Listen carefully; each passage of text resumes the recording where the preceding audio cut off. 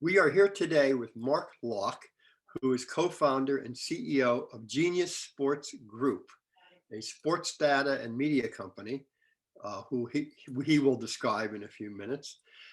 Genius Sports is about to go public through a SPAC, DMY Technology 2, which is led by the same folks who brought Rush Street Interactive public through DMY Technology 1. And first of all, Mark, thank you for taking time to be with us today on Emerging Insights. Yeah, thanks, Frank. Thanks for having me. I'm delighted to be here. Great. We're delighted to have you. You have a sports data company, and a lot of investors probably have maybe some passing but not very thorough knowledge of what a sports data company is. Yeah, Explain to us your company and your industry. Sure. So we're a sports technology company, and what we do is we sit at the intersection between sports betting and media, and we provide our technology services to all of those different parts of the industry. In a nutshell, the way that we work is we work in partnership with sports leagues and federations on a global basis. We tend to provide them with mission critical software that they can use to operate and run their events, manage their competitions, collect live data, and we do that in exchange for the right to collect and monetize that data. So we collect the data from the sports leagues in partnership.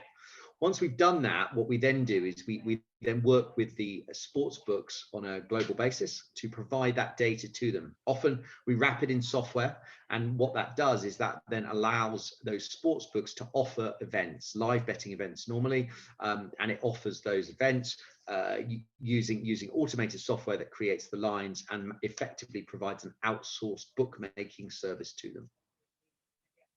I think that you described this on your website as connecting the world of sport, betting, and media. That's absolutely right. Yeah, that's what we do, and we do it, from a technology-led approach. We come from the background as a software company. That's our DNA, and we do that collaboratively with sports. We work with them. We want to see, everyone, benefit as part of the ecosystem. Your company and your industry may not be familiar to many investors as much as it certainly will be in the future, especially after this interview, of course. Of course. But investors are familiar with lottery companies, and you actually have some of the same characteristics in terms of long-term contracts and recurring revenue. And can you explain your business model to us?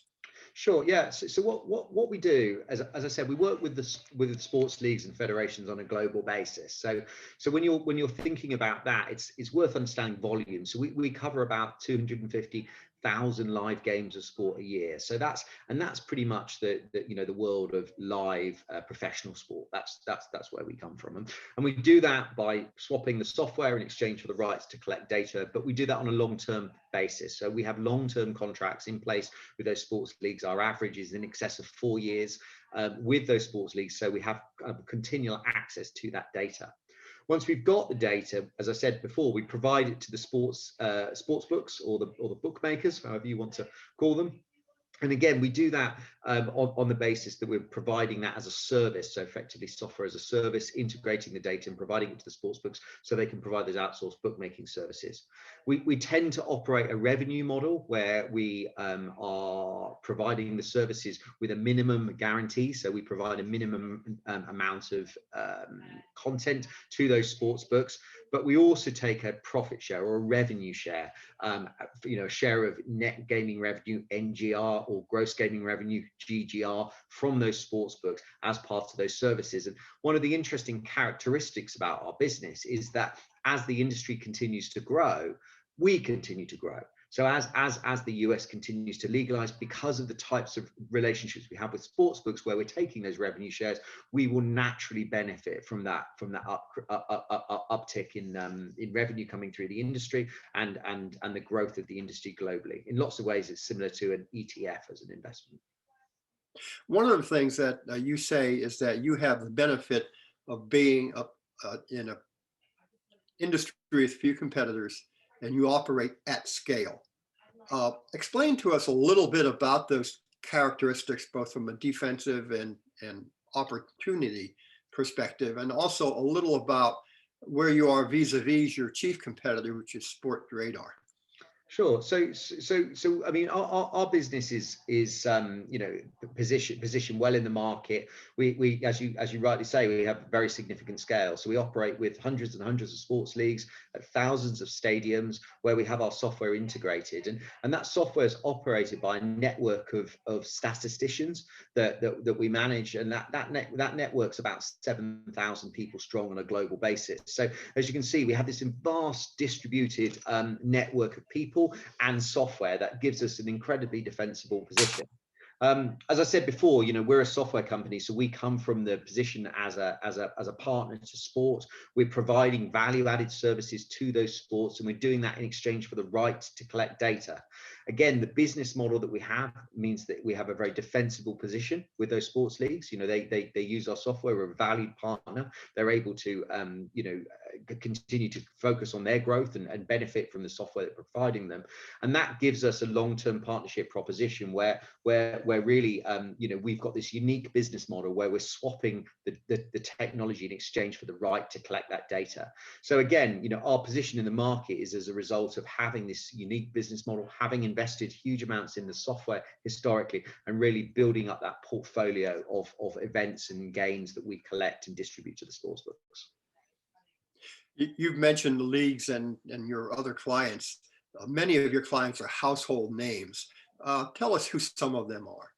So we work with, you know, basically most regulated bookmakers you've ever heard of in the regulated sports betting space. So, you know, in Europe, the likes of, you know, Sky Bet, Bet365, the Flutter Group, Betfair. You know, in the US, we work with DraftKings, with FanDuel, with BetMGM, with PointsBet, you know, with huge numbers of global sportsbooks, all of whom are household names, like you rightly say, that people will have heard of. In terms of the sports leagues, we also work with you know, a vast majority of the sports leagues. You know, we work with all of the, you know, major US players. We work with all of the major European players. We have, for example, the exclusive rights to what is the biggest betting sport in the world, which is UK football, and so we work with them on a long-term basis for a number of years. So we're incredibly well positioned on a global basis to capitalize for the continued regulating markets, the continued growth, and the opportunities that are presented to us. You've grown rapidly over the years. Your revenues are up 250% in the past 5 years to, I think, $145 million last year. We know that we are in the early innings of expansion in North America. DraftKings recently, I think, estimated the revenue potential at the total addressable market at $27 billion in the US and Canada.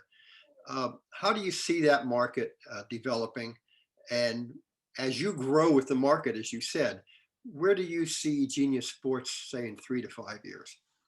Yeah, look, I mean, the opportunities are enormous. I mean, you know, I think DraftKings actually revised up their sizing of the TAM, of the total addressable market, and really, you know, where we come into that is providing our services to the sportsbook as a partner. So we're working with the sports federations, we're integrating, and we're providing these outsourced bookmaking services. We do that on a share, you know, partly on a share of GGR or NGR, and that gives us the ability to benefit from the whole you know, total addressable market that's available to them for the services that we provide. So, you know, when we're taking that share of revenue, as we see the market grow, as we see Canada come online and the markets evolve, you know, we will naturally you know, benefit from that increased regulation and the growth in the TAM, to, you know, which flows through to our business as part of the business model that we operate with our sportsbook partners.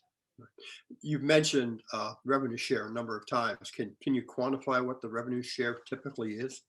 It varies. I mean, we publicly put out that I think that we run around about 1.75%. That again, it sort of compares. I mean, it's interesting to compare. You know, we have some longer term aspirations for growing that, and you know, again, in the long term, we hope to grow that to you know, sort of circa 5%.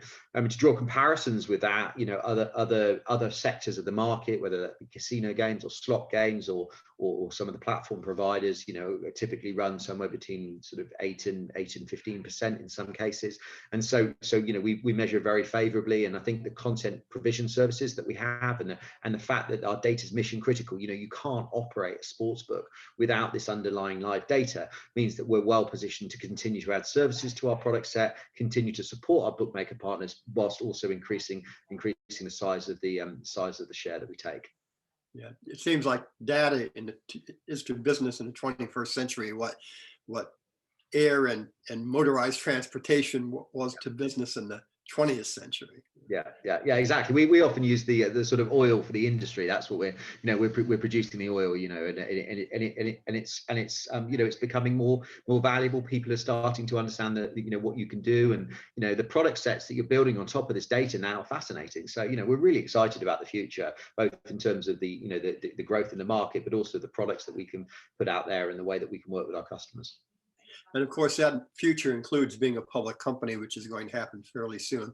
What's the timeline on that? We expect to close, in the near term, and by the end of the quarter, I think will be effective. So we've got target dates out there. I think becoming a public company is a really interesting and exciting opportunity for us. It gives us public currency, it gives us paper, and it really allows us to be aggressive in our growth. We've got very clear vision about what our organic growth strategy is, and we've got very clear targets, and we feel very confident about the guidance that we've given to the markets. But on top of that, there's no point being a public company unless you can use that currency and you can be aggressive. And the benefit of Genius is that we have this unbelievable technology stack. It's very pluggable. We're able to go out and look at M&A opportunities and integration of third-party businesses, which will really accelerate that growth and continue to keep us at the forefront of the technology providers and the services that we're providing to our customer base. So we're extremely excited about the new world that we face, and it's going to give us a huge amount of opportunity. Well, that's a pretty good wrap up of what was going to be my final question, but I think you might have answered it, which is, what would you like investors to best know about Sports Genius? Yeah, I mean, I think Genius Sports, excuse me. Yeah, it's all right. I think you've nailed it. You've hit the nail on the head. We as a business, we're the picks and shovels play. As I said earlier, in lots of ways we're likened to an ETF, in an investment with Genius. You don't have to choose the winner in the market, because we work with everybody, and because we're linked to the size of the TAM and the size of the market. We're going to continue to grow. We're going to continue to benefit from those market dynamics. So I think we've covered it really well here, and I think you asked some great questions. So hopefully that helps investors understand our business better. Yeah, that's been a very good overview. And we might mention that if investors want to know more, you have your presentations on your website, which is geniussports.com. We do, yeah. And obviously, Brandon Buxtell is our investor relations manager, and feel free to reach out to him as well. He's available to talk. Okay, great. Mark, thank you again. Appreciate your insights. Thank you very much, Frank. I've enjoyed it.